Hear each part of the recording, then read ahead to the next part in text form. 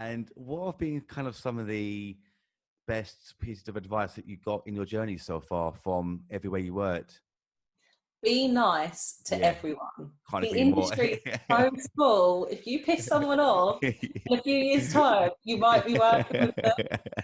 That So is so always true. like, I'm not a horrible person. Like, I'm not horrible to people, but like I've always been told, just like, even if someone's nasty to you, just breathe in, be calm, smile it off, and it's fine, because like you will end up working with potentially that person could be your manager, because I've Mm, seen people in student radio and obviously the radio industry that aren't very nice, yeah. but they know not to be nice and you don't want to work with them. So yeah, that's definitely one bit of advice. Mm, Like we said earlier, always be curious, always mm, ask questions, even like, because if you don't ask that question and you're working and something goes wrong, yeah. you're going to regret not asking that question. Mm-hmm. I'd also say be patient, Yeah. because now more than ever, there's hardly any jobs in the industry. But keep working and keep persevering. Like, I've got a friend who is striving to be a presenter, and he will take anything that's given to him. Like, he'll keep doing things and make sure he's out there and his name's out there and his face is out there.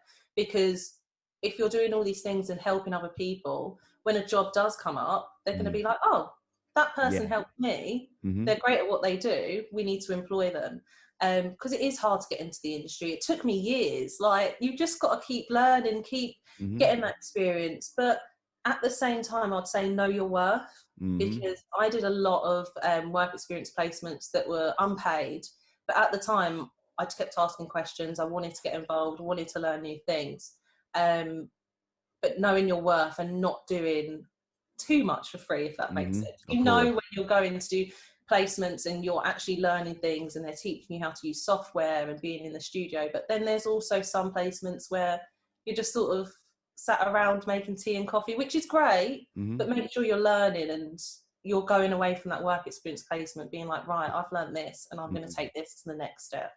Definitely. I couldn't agree more with everything you just said there. You really hit the nail on the head there about being nice, being patient, asking Yeah. questions, and knowing your worth.